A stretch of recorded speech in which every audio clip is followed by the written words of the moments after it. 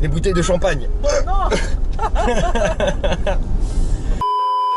Salut à tous les amis, bienvenue au Billet Auto, j'espère que vous allez bien. Bienvenue ici dans la région champenoise pour l'essai sur le pouce, parce que là ça va être très rapide, attention ça va aller très vite, de la nouvelle Mercedes EQS. C'est parti. Et oui, il y a Clémence aussi.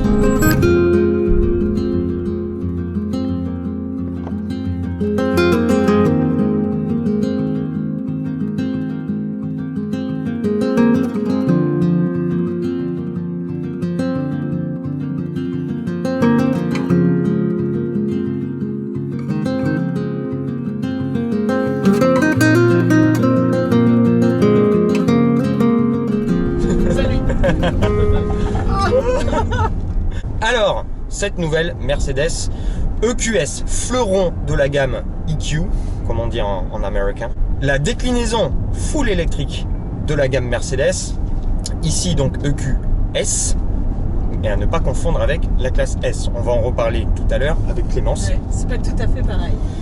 Qui est mon cobaye du jour pour essayer l'arrière de cette EQS.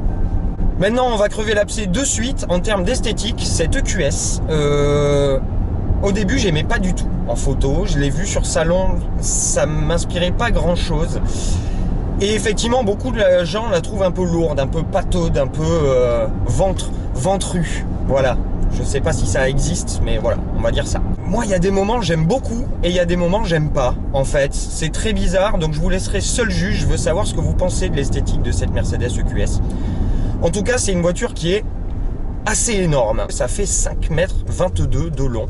On est entre une classe S normale et une classe S limousine. Ça fait 1,93 m de large, donc on est sur un énorme bébé. Heureusement, Mercedes, que ce soit sur la version en option, sur la version 450 qu'on roule aujourd'hui ou de série sur la version 580 qui est la version 4 motrices la plus puissante, propose les 4 roues directrices qui vont braquer jusqu'à 10 degrés, et ça c'est impressionnant. La voiture, ouais, franchement, elle tourne quasiment sur place. C'est bluffant, j'ai jamais vu une voiture qui faisait demi-tour comme ça dans un mouchoir de poche. Ça a peu ou prou le rayon de braquage d'une Mercedes classe A, alors que c'est plus gros qu'une classe S. Deux motorisations, 450 plus qu'on est en train de rouler aujourd'hui, un seul moteur, une propulsion, un peu plus de 330 chevaux et 568 Nm de couple pour un 0 à 100 en 6 secondes et des poussières. C'est pas transcendant, mais on va voir que c'est une voiture très confort plutôt. Et la version 580 qui offre un 0 à 100 en 4 secondes 3 avec ses deux moteurs, ses 4 roues motrices et ses 855 Nm de couple. Ça commence à faire un peu. Ouais. Ensuite, comportement, la voiture, c'est très confort. Vous allez voir que c'est une auto qui aime pas être brusquée, qui est faite pour être conduite à train de sénateur.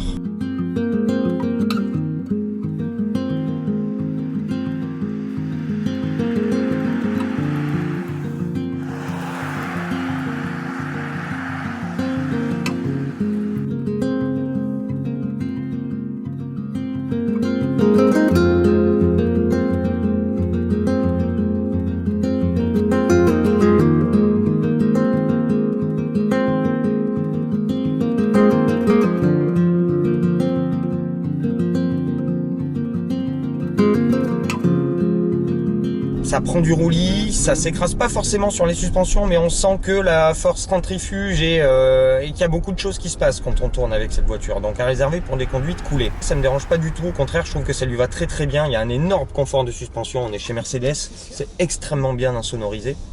C'est le freinage qui me dérange un petit peu avec la régénération. On a quelque chose de très flou entre l'action de la régénération et l'attaque des disques, ce qui fait que c'est très compliqué à doser en termes de freinage. Et comme on a une voiture qui fait 2,6 tonnes, voilà, c'est un peu bizarre. Mais bon, une fois qu'on s'y est fait, ça peut aller, mais il faut vraiment s'y faire. Là où l'EQS elle prend de sa superbe, c'est à l'intérieur avec toute la technologie qu'elle a et cet hyper screen.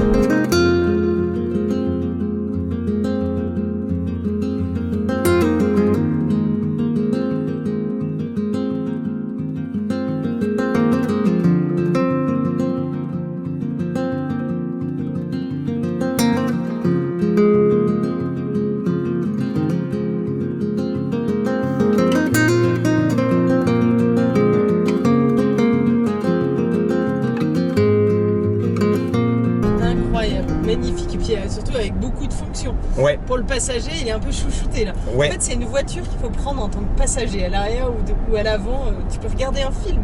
Exactement, tu À peux l'arrêt, regarder un ouais. film à l'arrêt, évidemment, avec un casque, mais on a 1,41 m de dalle. Voilà, on a un écran de 12,3 pouces en combiné d'instrumentation sous les yeux, 17,7 pouces au milieu, gigantesque, qui va regrouper toutes les fonctions de la voiture et notamment un mode qui permet de ne pas avoir de sous-menu, etc. Un mode qui vous permet d'avoir directement des petits widgets en fait directement sur l'écran pour pouvoir tout contrôler très facilement, très rapidement. Ça c'est une bonne chose avec toutes les fonctions de la voiture, d'avoir tous ces raccourcis là, ça se fait plutôt bien. Et un autre écran de 12,3 pouces devant le passager qui va pouvoir lui servir de raccourci pour toutes les fonctions de confort, de massage, il peut même surveiller la navigation, l'état de la voiture, etc. Et pour regarder des films à l'arrêt. Ouais. Voilà, avec un casque évidemment.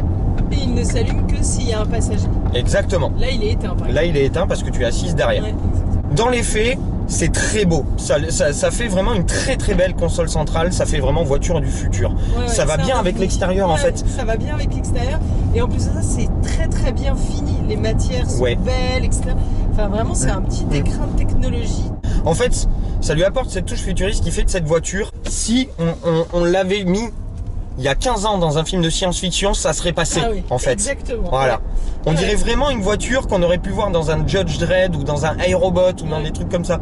C'est et pour moi c'est réussi, je trouve ça bien. Vraiment, je me plaignais de la classe C et de certains plastiques. Ouais. Et là, Et là, c'est pas le cas. Non, là on a vraiment de l'alcantara, du cuir, on a du bois, les plastiques bas sont excellents. On a une console centrale aérée, on a quelque chose qui est ultra soigné en termes de qualité des matériaux et d'ajustement. Ouais. Et ça fait plaisir. Et beaucoup de rangements, c'est pratique. En Énormément plus, de c'est pas rangements. juste beau, c'est pratique, c'est bien pensé. Non, Exactement. super. L'habitacle, vraiment un super point. On a le head-up display avec toute la carte, l'infodivertissement, la navigation qui est là. Tout est ultra complet. La toujours très efficace conduite semi-autonome par Mercedes et de la partie, ainsi que les feux digitaux, des feux adaptatifs qui peuvent même projeter un message directement sur la route pour vous avertir d'une zone de travaux par exemple ou d'un carrefour dangereux. Le coffre, lui, est gigantesque, entre 610 et 1770 litres. Et en termes d'ergonomie, on est bien pour faire des kilomètres avec cette voiture, mais des kilomètres à train de sénateur. On est bien assis dans la voiture. Moi, devant, je suis très très bien assis. C'est ultra confort, siège chauffant, ventilé, massant. On a tout le confort du monde. C'est extrêmement bien sonorisé, comme je vous disais tout à l'heure. Et oui, les kilomètres défilent sans aucun souci. Maintenant, moi je m'attendais à beaucoup à l'arrière et là nous on a une version qui n'a pas les sièges réglables électriquement, etc. Toutes les options à l'arrière. Et je trouve qu'à l'arrière on est alors on a beaucoup de place. Alors, il y a énormément de place. Et même si j'ai pas tant de place que ça, De garde-toi. De garde-toi, finalement, c'est pas tellement gênant parce que comme elle est très ouverte, Ouais. on a une impression de respirer. Donc, en termes de volume, d'espace, tout ça, c'est parfait. Après, au niveau des sièges, on est un peu raide. C'est un peu raide. Mais c'est sur ce niveau de finition parce que il y a d'autres niveaux de finition où le niveau des sièges est réglable. Exactement. Où la couloir est quand même un peu plus complexe celui-là parce qu'il n'y a même pas de porte-golo pour Ouais, c'est ça. il n'y a rien, etc. Donc il y a des versions quand même plus abouties à l'arrière parce que quand même c'est un endroit particulièrement important sur ce segment de voiture. Exactement. On n'est pas au niveau des prestations d'une classe S à l'arrière. Non, rien à voir. Mais effectivement, ça peut se régler avec l'option des sièges confort à l'arrière qui s'orientent, etc. C'est un petit peu mieux. Donc si vous achetez cette voiture pour être à l'arrière, prenez les options sièges confort à l'arrière. Maintenant, c'est du tout électrique et Mercedes a mis une batterie de 107,8 kWh dans cette voiture. On a 700 kg de batterie dans cette auto. C'est juste énorme et ça permet à cette EQS d'annoncer, et je dis bien d'annoncer, jusqu'à 784 km d'autonomie en mixte WLTP avec cette version EQS 450+. Parce qu'ils annoncent 15.3 de conso. Vous y serez pas. Là, on n'est pas dans les conditions favorables. On n'a pas dépassé les 10 degrés depuis ce matin. Et la route est détrempée. Et on n'est pas arrivé à descendre en dessous des 22 kWh au 100. Ce qui nous nous amène assez loin des 780 km, on est plus dans les 560. Donc avoir à essayer dans de vraies conditions, un petit peu plus au quotidien. Là c'est une journée un peu speed, donc c'est vraiment une prise en main très rapide de cette auto, mais qui globalement me plaît pas mal parce que je me fais au look. Je trouve les lignes assez fluides, assez jolies, etc. La face avant, j'ai un peu de mal. Je trouve qu'elle s'affaisse un peu, elle manque de dynamisme. Celle-ci, la 450 Plus, démarre à 126 000 €. On est sur les prix d'une Model S, les futures Model S Plaid. Sauf que ici, on a quand même un écrin qui est beaucoup plus qualitatif et avec un choix des matériaux et des technologies et des solutions qui sont très très intéressantes. Donc, pour moi, c'est quand même pas mal. La version 580 démarre à 152 000, si ma mémoire est bonne. Ça commence à chiffrer pour peu que vous mettiez un petit peu plus d'options. Bon, ben voilà.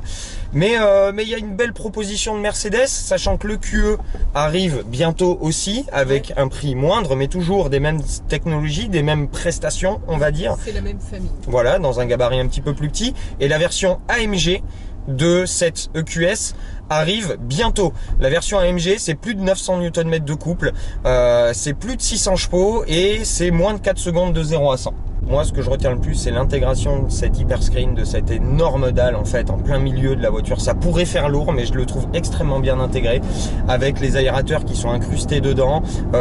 Et ouais, on est bien. Moi, je me sens bien dans cette voiture. J'ai envie de continuer à rouler avec. Il faut quand même dire que c'est une option, l'écran. C'est une petite option de 8 000 €. Voilà, bim, ça c'est fait. Mais ça n'a aucun intérêt de prendre cette voiture sans ce. Exactement. Je pense. Ouais, je suis entièrement d'accord. C'est vraiment, ça lui apporte cette touche futuriste. Et je trouve ça bien que Mercedes se mette, en fait, mettre un côté différenciant dans sa gamme toute électrique. Parfois ça le fait, parfois ça le fait pas. Moi je trouve qu'en l'occurrence ici ça le fait. Et sachant que tu parles des films de science-fiction là, un peu futuristes, etc., le mode sport avec le bruit de Star Wars. C'est exactement ce que tu as dans cette type. Exactement, avec le bruit de Star Wars. Voilà, c'est quand même pas magique.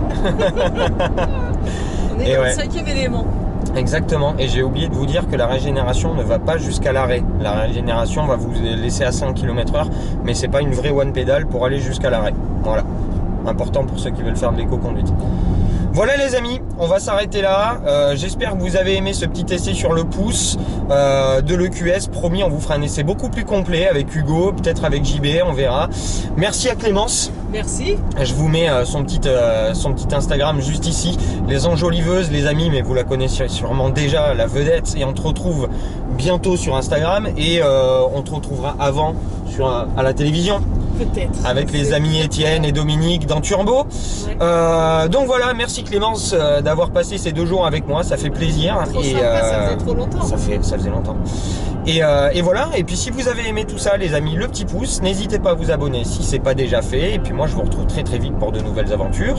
D'ici là, je vous souhaite une très très bonne continuation et une bonne fin de ce que vous êtes en train de faire. Ciao.